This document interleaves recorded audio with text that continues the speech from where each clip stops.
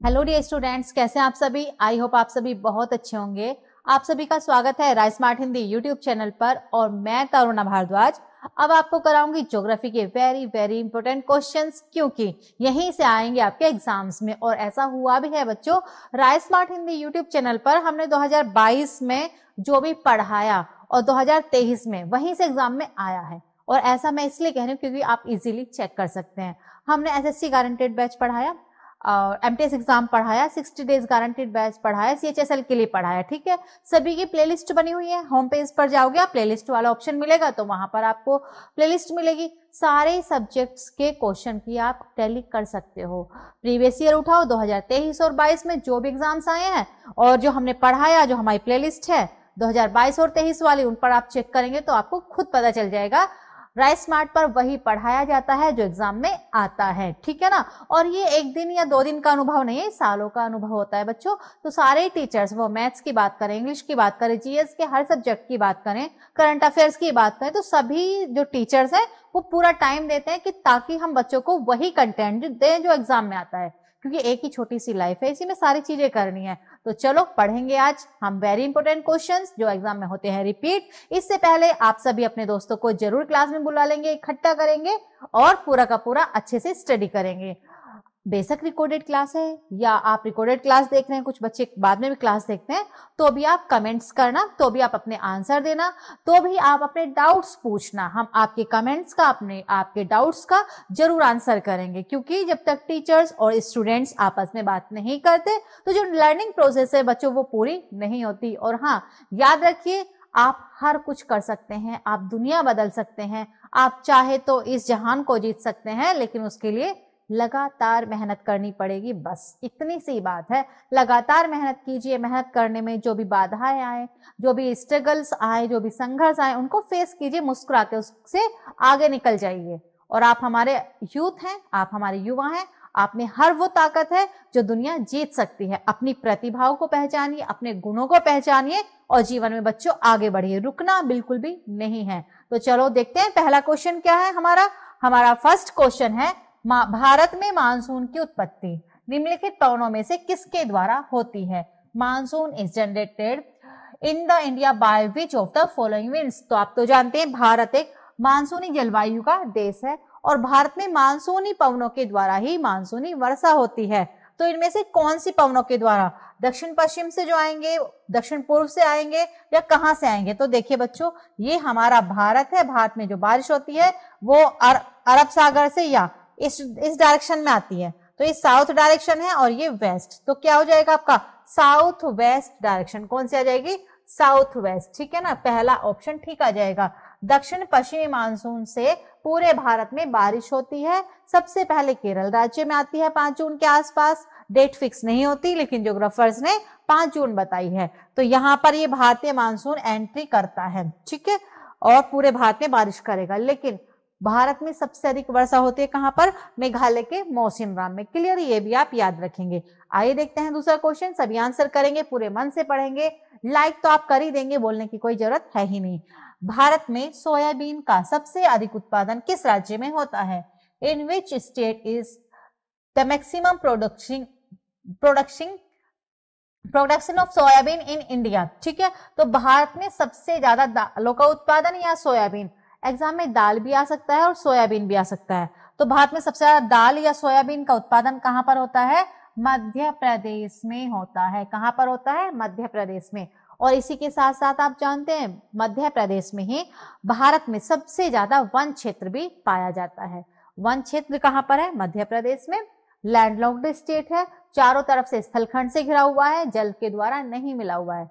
जब भी कोई क्षेत्र लैंडलॉक्ड हो, ये बीच की भूमि में हो, तो इसको हम बोलते हैं लैंडलॉक्ड स्टेट। ठीक है, ये सोयाबीन है, बहुत ही पौष्टिक होती है और ये हमारा है मध्य प्रदेश। यहीं पर है आपका सबसे ज्यादा वन क्षेत्र, सबसे ज्यादा सोयाबीन या दालों के उत्पादन वाला क्षेत्र। चलिए बच्चे, आप भी आंसर करने की कोशिश करेंगे।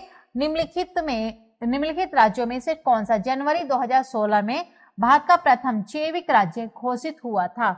Which of the following state was declared as India's first organic state in January 2016? तो बताइए आंसर। सोचिए, देखिए एक क्वेश्चन तो आपको क्वेश्चन से ही याद हुआ कि भारत में जो फर्स्ट ऑर्गेनिक स्टेट कब घोषित हुआ, ये डिक्लेयर्ड हुआ आपका 2016 में। अब कौन सा राज्य है तो याद कर लीजिए, वो है आपका सिक्किम स्टेट। सिक्किम राज्य में सभी जैविक चीजें प्रयोग की जाती हैं, जैविक खाद का प्रयोग किया जाता है, जैविक खेती की जाती है। तो प्रथम जैविक राज्य है आपका सिक्किम। 2016 में ये पूरी तरह से जैविक राज्य घोषित किया गया है। ठीक है, सिक्किम एक छोटा सा स्टेट कहां पर है, ये जो हिस्सा है यहाँ पर सिक्किम है, फर्स्ट ऑर्गेनिक स्टेट। याद कर लीजिए, इंपॉर्टेंट क्वेश्चन है, एग्जाम में कई बार देखा गया है। नेक्स्ट है आपका भारत का सबसे छोटा केंद्र शासित क्षेत्र कौन सा है, which is the smallest union territory of India. तो आप तो जानते हैं भारत में राज्य भी हैं और भारत में केंद्र शासित प्रदेश भी हैं। ठीक है, राज्य भी और केंद्र शासित प्रदेश भी। राज्य की अपनी सरकार भी होती है और राज्य की केंद्र शासित सरकार भी होती है। लेकिन जो केंद्र शासित क्षेत्र हैं, यूनियन टेरिटरीज हैं, ये किसे सेंट्रल गवर्नमेंट से चलते हैं। भारत में कितने केंद्र शासित प्रदेश है, अगर हम इसकी बात करो तो समय समय पर इसकी संख्या बदलती रही है। जैसे पहले भारत में 7 केंद्र शासित प्रदेश थे, फिर कितने हो गए, 9 हो गए। ठीक है, अब कितने हैं, 8 हैं। तो इनमें सबसे छोटा कौन सा है, इनमें सबसे छोटा है आपका लक्षद्वीप। कौन सा है सबसे छोटा, लक्षद्वीप। कहां पर है ये तो सभी जानते हो, लक्षद्वीप 36 द्वीपों का एक समूह जो कि अरब सागर में स्थित है। कहां पर है, अरब सागर में स्थित है। सभी बच्चे क्लास में ही याद करेंगे। आप ये सोचा करो, जब भी आप YouTube पर पढ़ाई कर रहे हैं, आप क्लास में पढ़ाई करें, जहां भी आप पढ़ाई कर रहे हैं, तो आप वहीं पर कम से कम 20 क्वेश्चन तो एक क्लास में याद कर ही लो, है ना। क्योंकि आप बच्चे क्या सोचते हैं, ठीक है हम देख रहे हैं कौन कौन से क्वेश्चन आ रहे हैं, कौन कौन से मैडम क्वेश्चन करा रही है, फिर हम लिख लेंगे, फिर हम बाद में याद करेंगे। तो इतना समय नहीं है कि बाद में याद करेंगे। जो अभी आप टाइम दे रहे हो उसी को यूटिलाइज करो। सिंगल एक मिनट भी आपके लिए वेरी इंपॉर्टेंट है भविष्य के निर्माण के लिए। तो सारा जो टाइम है उसको वेस्ट मत करो। ज्यादातर हम यही देखते हैं, बच्चे क्या करते हैं, आज नोट्स बना लेते हैं, कल पढ़ेंगे। क्यों, आज याद कर लो ना, नोट्स बनाने की जरूरत ही नहीं पड़ेगी।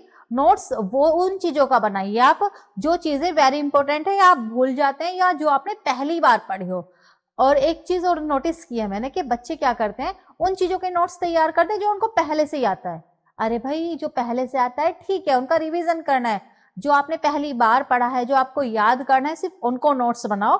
ठीक है, उनको याद करो, फिर उनको भी हटा दो। याद हो गए, प्रैक्टिस में लाओ, हटा दो, याद रहेंगे। फिर दोबारा नई चीजें सीखो, जो पहली बार सीख रहे हो, फिर उनके नोट्स बनाओ। तो नोट्स अपडेट भी करने होते हैं। नोट्स वो नहीं है जो आपने भारत की सबसे लंबी नदी कौन सी है, गंगा, इसी को बार बार हर नए नोट्स में हर बार इसी को ऐड कर रहे हैं, ऐसे मत करो। इतना मोटा वो मत बनाकर रखो कि बहुत सारी बुक्स रख ली, बहुत सारी चीजें खुश हो रहे हो कि हाँ हम पढ़ते हैं। पढ़ो हटाओ, पढ़ो हटाओ, और उसको प्रैक्टिस में लाते रहो। जब आप प्रैक्टिस करोगे कभी भूलोगे ही नहीं। बार बार उन्हीं चीज को, भारत की सबसे लंबी नदी की बार बार आप याद करोगे, हाईएस्ट पीक ही आप याद करोगे, तो फिर ऐसे याद करने का फायदा क्या। नई चीजें सीखो, क्योंकि देखिए जो आपको आता है वो आता ही है। सीखना वह है जो नहीं आता है, क्योंकि जो आता है उससे अभी तक एग्जाम क्लियर नहीं हुआ है आपका, समझ पा रहे हो ना। तो वो सीखो जो नहीं आ रहा है, वही एग्जाम में आएगा। और rice smart Hindi YouTube channel पर आपको इजी, हार्ड, मीडियम, मतलब हर तरह की चीजें पढ़ाई जाएंगी। ऐसा भी मत सोचो, कुछ बच्चे तो ये सोचते हैं हम हार्ड पढ़ते हैं, हार्ड क्वेश्चन पढ़ते हैं तो वो ही आएंगे। ऐसा भी नहीं है। हार्ड चीजों के पीछे भी मत भागो, सारे मतलब जो सिलेबस है वो कवर करो। उसमें कोई इजी टॉपिक होगा, कोई हार्ड टॉपिक होगा, कोई कंसेप्चुअल होगा, कोई डेटा होगा, है ना। आप सिलेबस पर पकड़ पूरी करो। ये मत सोचो ये क्वेश्चन, ये टॉपिक हार्ड इजी, इन चक्करों में मत पढ़ो, शॉर्टकट के चक्कर में मत पढ़ो। सफलता का कोई शॉर्टकट नहीं होता, मेहनत पूरी करनी पड़ती है, 100% देना पड़ता है, तब एग्जाम क्लियर होता है। और ऐसा हो जाता है। घबराने की, टेंशन की कोई जरूरत नहीं। सबसे पहले तो पीसफुल रहिए, शांत रहिए, अपने आप पर विश्वास कीजिए और विश्वास करके मेहनत कीजिए कुछ दिन लगातार। लेकिन रुकना नहीं है, ब्रेक नहीं लेना। 4 दिन जोश में आके आपने पढ़ाई कर ली, फिर 10 दिन आपने ब्रेक ले लिया, ऐसे भी कुछ नहीं होगा। सिर्फ लगातार मेहनत करनी है, लगातार मेहनत करनी है, विश्वास करना है, हेल्थ का ध्यान भी रखना है और खुश भी रहना है। फिर आपको सफलता से कोई नहीं रोक सकता। बच्चे मेहनत भी करते हैं लेकिन उससे ज्यादा स्ट्रेस ले लेते हैं। अब जैसे स्ट्रेस लिया, जो मेहनत, एक तरफ आप मेहनत कर रहे हैं, दूसरी तरफ आप स्ट्रेस ले रहे हैं, तो वो जो मेहनत करते जा रहे हैं वो खत्म होती जा रही है, उसका नेगेटिव इफेक्ट आपके सामने आ रहा है। तो मेहनत करो, पॉजिटिव रहो, खुश रहो, सारी पॉजिटिविटी अंदर से निकालो, दूसरों से नहीं, खुद के अंदर से चीजें निकालो। आपके अंदर सब कुछ है, आप हर चीज वो कर सकते हैं जो आप चाहते हैं। ठीक है बच्चों, चलिए तो लक्षद्वीप सबसे छोटा है, क्लास में याद करना है, बाद में याद नहीं करना है। उज्जैन कौन सी नदी पर स्थित है? Where is Ujjain located? Ujjain स्थित है चंबल नदी, क्षिप्रा नदी, गोदावरी नदी या फिर नर्मदा नदी। आप जानते हैं बच्चों, ज्यादातर होता क्या है कि जो बड़े बड़े शहर हैं वो नदियों के तट पर बसे हुए हैं, क्योंकि एक तो नदियां एलुवियम सॉइल जलोढ़ मृदा का निर्माण करती हैं, दूसरा पानी की पूर्ति करती हैं, सिंचाई के लिए नहरें निकाल सकते हैं हम। तो अगर आप भारत में देखेंगे, अधिक जनसंख्या वाला क्षेत्र वहीं पर होगा, अधिक बड़ा नगर वहीं पर होगा जहां पर नदियां होंगी। नदियों के तट पर ही बड़े बड़े शहर बसे हुए हैं। तो जो उज्जैन है ये कहां पर है? एमपी में है। कहां पर है बच्चों? ये एमपी में है। किस नदी पर है? क्षिप्रा नदी पर है। ठीक है। गोदावरी नदी की बात करें तो दक्षिण भारत की सबसे लंबी नदी है, नासिक बसा हुआ है, नासिक से निकलती है। चंबल नदी की हम बात करें तो चंबल नदी का वेरी इंपॉर्टेंट क्वेश्चन बताइए, सभी लिखेंगे। बड़े बड़े गड्ढों का निर्माण करती है, अपर्दन करती है, कटाव करती है। नर्मदा नदी जो डेल्टा नहीं बनाती, जो एस्चुरी बनाती है, जो भ्रंश घाटी में होकर बहती है, तो वही चीजें आती हैं। लेकिन कभी कुछ आ जाता है, कभी कुछ आ जाता है, लैंग्वेज बदल जाती है, ऑप्शन बदल जाते हैं, लेकिन आप सब कुछ मैनेज कर लेंगे। हुंड्रू जलप्रपात कौन सी नदी पर है? Where is Hundru waterfall? तो भाई हुंड्रू वाटरफॉल भी इंपॉर्टेंट है, ये भी एग्जाम में आता है। याद तो होगा ही आपको, highest waterfall of India, Bharat का सबसे ऊंचा जलप्रपात जोग, और नया खोजा गया कुचिकल, लेकिन वो भी याद करना, और उसके साथ साथ आप याद करेंगे हुंड्रू वाटरफॉल स्वर्णरेखा नदी पर है। कौन सी नदी पर? स्वर्णरेखा नदी पर। थोड़े से आप देख लीजिए और भी कौन कौन से वाटरफॉल है भारत में। तो भारत में जलप्रपात के नाम याद कर लेना। चुलिया जलप्रपात जो कि चंबल नदी पर है, सहस्त्रधारा वाटरफॉल है, ये धुआंधार वाटरफॉल है। ठीक है, ये आपका हुंड्रू वाटरफॉल है यहाँ पर, ये आपका कपिलधारा वाटरफॉल है, डुडमा वाटरफॉल है, येन्ना जलप्रपात है, दूधसागर जलप्रपात, जोग जलप्रपात। ठीक है ना, तो ये काफी सारे, पायकारा जलप्रपात, तो ये काफी सारे वाटरफॉल है। सभी की लोकेशन आप जरूर याद कर लेना, वेरी इंपॉर्टेंट है। नदियों से, नदियों पर डैम, नदियों पर वाटरफॉल, ये सभी आते हैं। नदियों का ओरिजिन पॉइंट, नदी कहाँ पर गिरती है, कौन कौन से नगर बसे हुए हैं, तो ऐसी चीजें आप जरूर याद कर लेंगे। क्वेश्चन आइए देखते हैं नेक्स्ट आपके लिए क्या है।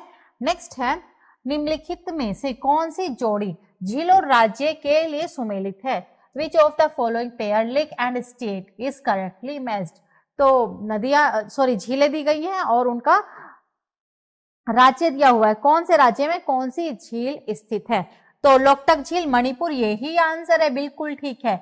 लोकटक झील मणिपुर राज्य में है, ये बिल्कुल ठीक नहीं है। उदय सागर, डिडवाना और कोलेरू, कोलेरू कहां पर है? आंध्र प्रदेश में, डिडवाना राजस्थान में, उदय सागर राजस्थान में, तो ये तीनों गलत हैं।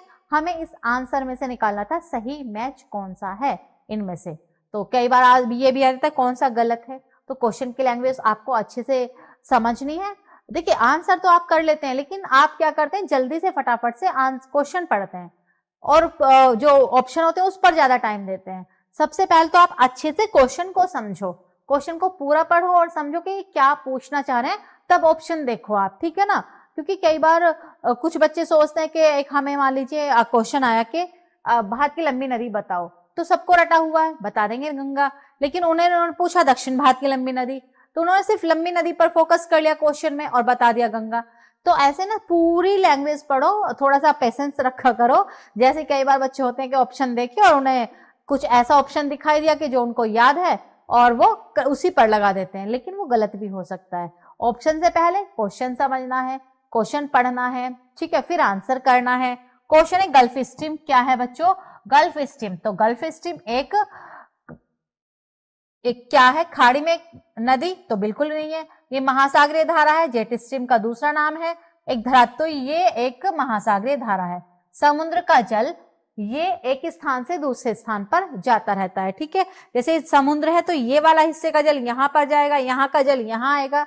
जैसे वायुमंडल की पौने एक स्थान से दूसरे स्थान पर घूमती रहती हैं, वैसे जो महासागरों का जल है वो भी स्थिर नहीं है। पृथ्वी परिवर्तनशील है, जहां पर आज आप हैं हमेशा यही तो नहीं रहते, आप कभी स्कूल में हैं, कभी कॉलेज में हैं, कभी आप प्लेग्राउंड में हैं, तो आपकी स्थिति भी तो बदलती है ना। तो वैसे जो जल है समुद्रों के अंदर, जो पवन है वो भी अपनी जगह बदलती रहती है। तो जब समुद्र का जल भूमध्य सागर से नॉर्थ की तरफ जाएगा या साउथ की तरफ जाएगा, मीन्स ध्रुवों की तरफ जाएगा, तो वो क्या हो जाता है, समुद्री धारा गर्म, ठीक है। ध्रुवों से आएगा वो हो जाएगा ठंडी समुद्री धाराएं। तो समुद्री धारा कौन से महासागर में है, कौन सी गर्म है, कौन सी ठंडी है, ऐसे क्वेश्चन भी एग्जाम में देखे गए हैं। तो आप सभी महासागरों की ओशन करंट्स को याद कर लेना। लैब्राडोर देखिए यहां पर है और यह है आपकी गल्फ स्ट्रीम। जहां पर लैब्राडोर और गल्फ स्ट्रीम एक गर्म और ठंडी धारा आपस में मिलती है बच्चों, वहां पर कोहरे का निर्माण होता है। किस चीज का? कोहरे का निर्माण। और जब कोहरा बनता है तो वहां पर प्लैंकटन नामक एक विशेष प्रकार की घास का उत्पादन होता है, जो कि मछलियों का भोजन होता है। तो जहां मछलियों का भोजन होगा वहीं पर सबसे ज्यादा मछली उत्पादन भी होगा। तो अटलांटिक ओशन, जो अटलांटिक ओशन वाला पार्ट है वहीं पर एक लैब्राडोर ठंडा जल, गल्फ स्ट्रीम गर्म जल मिल रहा है, कोहरा बनता है, मछली उत्पादन होता है। पूरे विश्व में सबसे ज्यादा मछली का उत्पादन अटलांटिक महासागर में ही होता है, और कारण याद रखना लैब्राडोर और गल्फ स्ट्रीम की वजह से, ठीक है। साथ ही साथ जहां पर सबसे ज्यादा मछली उत्पादन होता है उसको हम बोलते हैं तट, ठीक है ना। जैसे जॉर्जेज बैंक, सेंट पियरी बैंक, तो और आपका जॉर्जेज बैंक, सेंट पियरी बैंक, इस तरह के जो ग्रांड बैंक, ये तट हैं, ये बैंक हैं जो मछली उत्पादन के लिए फेमस है। वो सभी ज्यादातर इसी हिस्से में देखने को मिलेंगे। चलिए भाई सभी बच्चे आंसर करते रहे, लाइक भी करते रहे। कोई डाउट है, किसी तरह का कंफ्यूजन है तो आप कमेंट करके जरूर पूछ लें। साथ ही साथ आप हमारे टेलीग्राम चैनल भी ज्वाइन कर लेंगे, क्योंकि हर क्लास का पीडीएफ आपको वहीं पर मिलता है। टेलीग्राम चैनल का लिंक दिया हुआ है डिस्क्रिप्शन बॉक्स में। क्वेश्चन, निम्नलिखित में से कौन सा देश भौगोलिक रूप से अमेरिका में स्थित है, होते हुए भी राजनीतिक रूप से यूरोप का हिस्सा है? Which one of the following countries, though geographically located in America, is politically a part of Europe? तो ऐसा एक देश या एक ऐसा द्वीप जो भौगोलिक क्षेत्र रूप से तो उत्तरी अमेरिका का भाग था, लेकिन राजनीतिक रूप से अब वो यूरोप का भाग है, तो वो है आपका ग्रीनलैंड। देख लीजिए, आइए समझिए कैसे। तो आप अगर इमेज में देख रहे हैं, ये आपका ग्रीनलैंड है, ये क्या है आपका ग्रीनलैंड, ठीक है। अब यहाँ ग्रीनलैंड है, तो ग्रीनलैंड और उत्तरी अमेरिका ये आपस में पहले जुड़े हुए थे, लेकिन हुआ क्या, यहाँ पर बर्फीन की खाड़ी बन गई, ये हिस्सा यहाँ पर धंसा, और जैसे ये हिस्सा धंसा यहाँ पर खाड़ी बनी, ये वाला हिस्सा उत्तरी अमेरिका से टूटकर अलग हुआ, और जैसे ये उत्तरी अमेरिका से टूटकर अलग हुआ, इस पर यूरोपियन कंट्री डेनमार्क ने अपना अधिकार जमा लिया, ठीक है। ये विश्व का सबसे बड़ा द्वीप हुआ। पहले ये द्वीप नहीं था, पहले ये उत्तरी अमेरिका के साथ जुड़ा हुआ था, ठीक है। तो भाई चीजें तो बदलती ही हैं, आप बदलते हो, हम बदलते हैं, तो और पृथ्वी बदलती है, पृथ्वी पर हमेशा बदलाव होता रहता है। तो वेरी इंपॉर्टेंट है ग्रीनलैंड, विश्व का सबसे बड़ा द्वीप या देश अभी बोल सकते हैं हम उसको, क्योंकि जैसे जापान है, जापान द्वीप भी है, जापान देश भी है। एशिया का सबसे छोटा देश मालदीव, वो द्वीप भी है, वो देश भी है। श्रीलंका द्वीप भी है, देश भी है। तो कोई द्वीप देश भी हो सकता है, कंफ्यूज मत होना। चलिए नेक्स्ट क्वेश्चन है आपके लिए, जापान का विशालतम द्वीप कौन सा है? Which is the largest island of Japan? तो जापान प्रशांत महासागर में पैसिफिक ओशन का एक द्वीप है, जो कि 4 टुकड़ों में डिवाइड है, होक्काइडो, होन्शु, शिकागो और शिकाकू, ठीक है। इनमें से सबसे बड़े की हम बात करें तो वो है आपका होन्शु। होन्शु जापान का सबसे बड़ा द्वीप है। जापान की जो जलवायु है वो बहुत अच्छी है। जापान की जलवायु में जब व्यक्ति काम करता है वो थकता नहीं है, वो लगातार बहुत अधिक घंटों तक काम कर सकता है। और जब जापान के व्यक्ति अधिक काम करेंगे तो उनका ब्रेन तो डेवलप होगा। तो यहाँ की टेक्नोलॉजी बहुत अच्छी है। जापान के पास कोई भी अपना मिनरल्स नहीं है, कोई भी खनिज पदार्थ नहीं है, कोई भी कच्चा माल नहीं है, फिर भी इसकी टेक्नोलॉजी बहुत अच्छी है। और ये काफी आप देख ही रहे, बुलेट ट्रेन, मेट्रो, ये काफी 10 टेक्नोलॉजी में 10 साल 20 साल आगे है भारत से। तो यहाँ की टेक्नोलॉजी बहुत अच्छी है, जबकि इसके पास कोई मिनरल्स नहीं है। तो क्वेश्चन आता है कि जापान एशिया का एक विकसित देश है, ये प्रशांत महासागर में है लेकिन एशिया का विकसित देश है, और इसका कारण जलवायु। ये कच्चा माल मंगवाता है और उसको तैयार माल करके भेजता है। भारत में खूब सारे मिनरल्स हैं, भारत में खूब सारी खनिज पदार्थ हैं, लेकिन फिर भी भारत विकसित नहीं है, क्योंकि भारत की जलवायु गर्म है, और गर्म जलवायु के लोग आलसी होते हैं, ईर्ष्यालु होते हैं, झगड़ालू होते हैं, अपराधी प्रवृत्ति के होते हैं, जनसंख्या अधिक होती है, ठीक है ना। तो ये ऐसे भौगोलिक फैक्टर भी होते हैं जो किसी भी देश की आर्थिक व्यवस्था को भी प्रभावित करते हैं। जलवायु एक महत्वपूर्ण प्रभावित करने वाला कारक होता है। क्वेश्चन, स्वर्णिम चतुर्भुज का पूर्व पश्चिम गलियारा निम्नलिखित में से किन केंद्रों को जोड़ता है? Which of the following centers connected by the east west corridor of golden quadrangle? तो स्वर्णिम चतुर्भुज योजना का संबंध होता है बच्चों भारत के 4 बड़े नगरों को जोड़ने वाली एक योजना। ये किस किस को जोड़ता है? पूर्व पश्चिम की बात करें तो सिलचर को ये पोरबंदरगाह से जोड़ता है। पोरबंदरगाह कहां पर? आपका इधर पड़ेगा गुजरात में, सिलचर आपका अरुणाचल में। तो बॉम्बे, दिल्ली, कोलकाता और चेन्नई ये भारत के 4 बड़े महानगर हैं। इनको जोड़ने के लिए एक योजना बनाई गई जिसको हम बोलते हैं स्वर्णिम चतुर्भुज योजना। चतुर्भुज मीन्स 4 कौन से बड़े महानगर? याद कर लेंगे, दिल्ली है, कलकत्ता और आपका चेन्नई और बॉम्बे। कौन सी योजना के द्वारा जुड़े हुए हैं? स्वर्णिम चतुर्भुज योजना के द्वारा ये आपस में जुड़े हुए हैं। क्योंकि जब तक आप एक स्थान से दूसरे स्थान पर जाओगे नहीं, आप विकास नहीं कर सकते हो, और इसीलिए भारत में सड़कों का जाल, रेल मार्ग का जाल बसता जा रहा है। सड़क मार्ग, रेल मार्ग, वायु मार्ग जितने ज्यादा किसी देश में विकसित होंगे वो उतना विकास विकसित होगा, क्योंकि आप एक स्थान से अपनी चीजों को लेकर दूसरे स्थान पर जाएंगे, एक्सपोर्ट इंपोर्ट करेंगे, आयात निर्यात करेंगे, परिवहन के साधनों की, परिवहन मार्गों की जरूरत पड़ती है। क्वेश्चन, राजस्थान राज्य की खेतड़ी पेटी किसके लिए प्रसिद्ध है? Khetri belt of Rajasthan state is famous for. तो राजस्थान एक बड़ा अच्छा स्टेट है, यहाँ पर खेतड़ी क्षेत्र है जो कि तांबा खनन के लिए प्रसिद्ध है। तांबा, कॉपर के लिए है ये राजस्थान का खेतड़ी। और राजस्थान में वर्ल्ड फेमस मकराना मार्बल भी पाया जाता है। राजस्थान एक ऐसा राज्य है जिसमें थार डेजर्ट भी है, जिसमें अरावली पर्वत भी है, जिसमें हड़ौती पठार भी है, जिसमें मैदान भी है।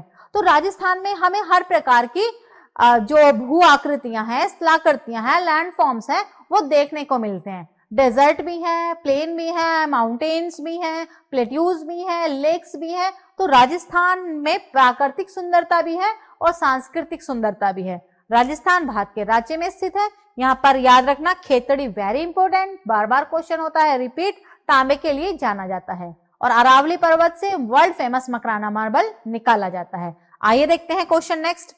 प्रधानमंत्री भारत जोड़ो परियोजना किससे संबंधित है?